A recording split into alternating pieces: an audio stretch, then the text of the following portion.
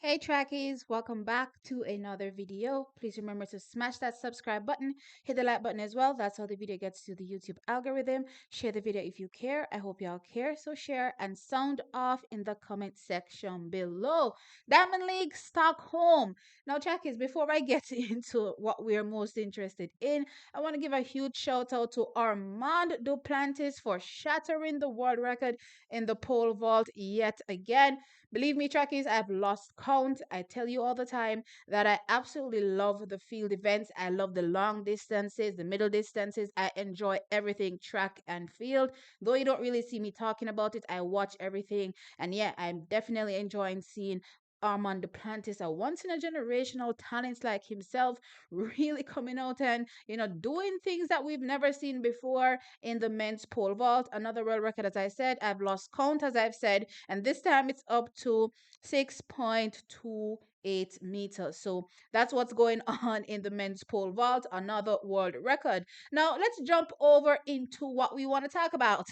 What's happening from a Jamaican perspective, and of course the women's 100 meters. So let's just wrap up some of the events that Jamaicans participated in. We had Roger Stoner, the Olympic champion, that took part in the men's shot put. He was sixth place there, where he threw a 64.68 meters. Now, gonna jump straight over from that into Ackera Smith, that took part in the women's long jump, where she placed ninth there, and her best jump was a 6.55 meters. Now, let's jump into the women's 100-meter hurdles. First event on the trackies, and yeah, this one lived up to its hype, lived up to its expectation. As far as I'm concerned, track is we all know that once the hurdlers take to the track, whether male or female, it's always a stacked field. But let me tell you, it's the only event right now that you can probably create three finals out of. That's how amazing the women's 100-meter hurdles is. And today was another example of how fantastic these women are.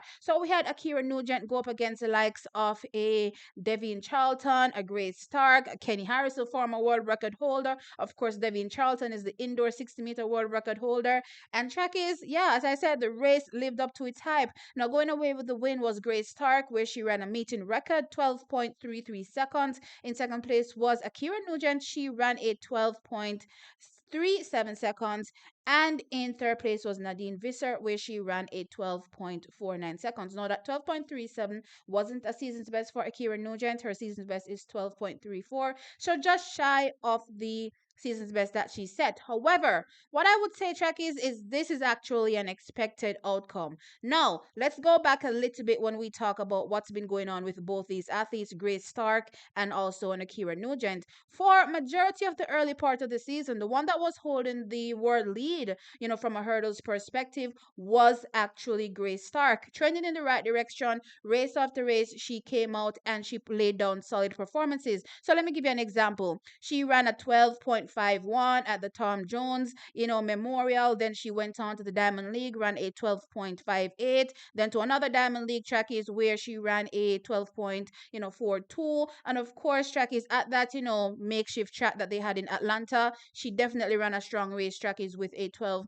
0.36, though that time was windy. Now, from there on track is clearly you see her in Stockholm. She's clocked that 12.33. So, as I said, trending in the right direction.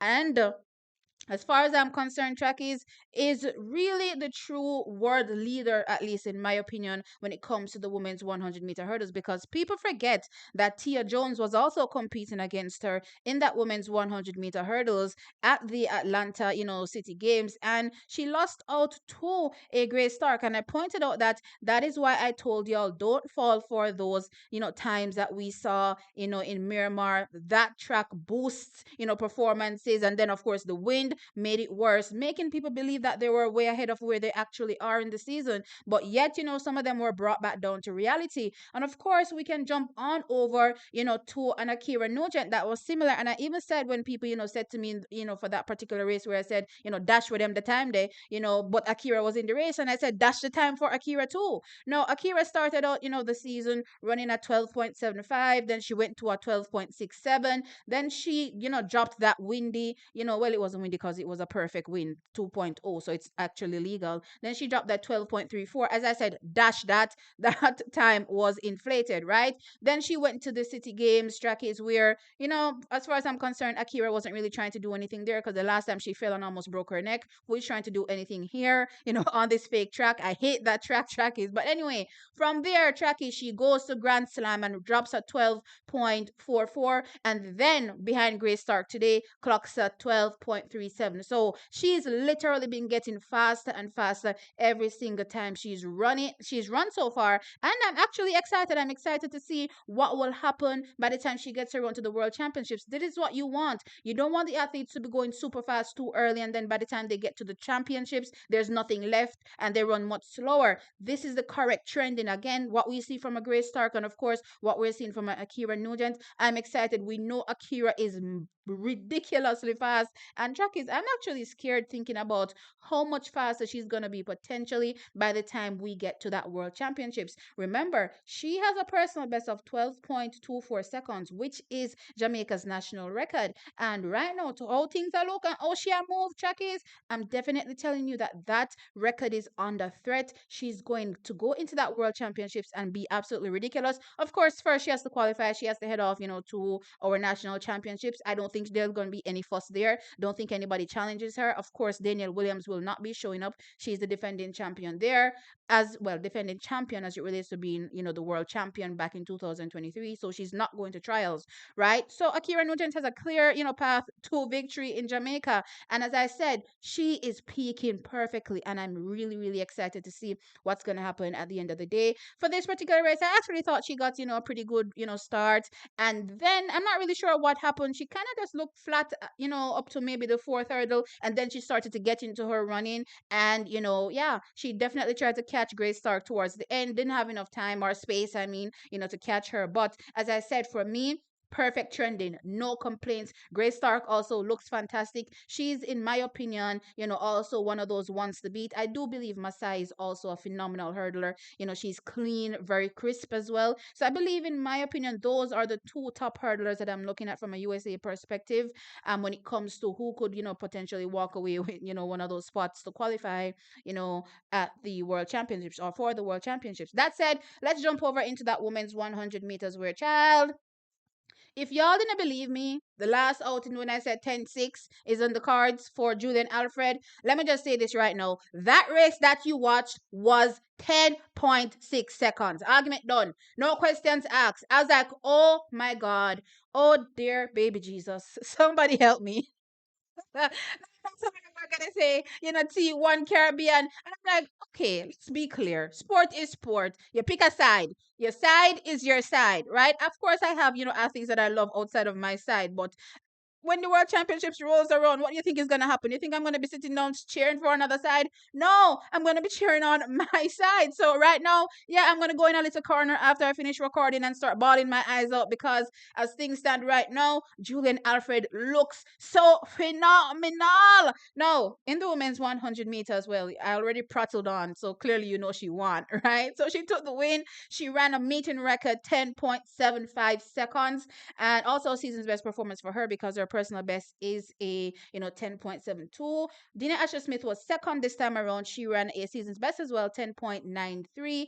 And Mary Jose Talu Smith ran 11 seconds on the nose, a season's best for her. This race was ran in a, I believe, 0.9 meters per second wind. Why am I looking on this page and I can't see the wind? But anyway, I believe it was a 0.9 meters per second wind. Yeah. All right, let's move on from the wind. So, track is, what was so impressive about this race is this time around, Dina Asher Smith actually got the better start than Julien Alfred. Now, you remember me telling you, in Oslo that Julien Alfred was leading by 30, and I was like, oh my gosh, what's going on here? And then she shut it down, 10 meters out from the line to run that 10.89. And then here today, she didn't have the best, first 40. Definitely that was Dina Asher Smith. But then Julien Alfred separated herself from the field, and then she did the unthinkable. She shut it down, trackies, running at 10.75 seconds. I was like, oh my gosh, that was 10.6 right there. If she had run through that line tracking, she would have clocked her first official 10.6. I'm letting you all know right now that Julian Alfred is clocking 10.6. And if nobody from no other country, whether it be the Americans, whether it be the Jamaicans, if none of them can run 10.6, una beat Julian Alfred. I'm just letting you all know right now. So be prepared, Jamaica. Be prepared, USA, to have athletes show up when the time is ready to vie with Julian Alfred, because this woman means absolute business. And I'm here for it. I'm here for how she's competing. I'm here for how, confident she looks. And I'm here, looking at her just ease off and be like, okay, this is just, another one, and clock a 10.75 like it's nothing. I miss these days. Let me tell you something. I miss these days seeing women just prattle off these super fast times like it's nothing. I miss seeing the Shelleys, just come out and just drop a 10.6. I miss seeing the Elaines just dominate as well. Sherika Jax is another one that needs to come back into the conversation. I miss seeing these women powerful and drop super fast times. And Julian Alfred is bringing us back, to that time frame, and I'm enjoying it. Of course, there's Melissa Jefferson. She's in the conversation as well. But as I said last time when she ran that 10.89, nobody no look better than her so far this season. And I'm going to say it again. Nobody still no look better than her. And that race right there was 10.6. Argument done. Okay. I think I got too excited. Jackie, let me know your thoughts in the comment section below.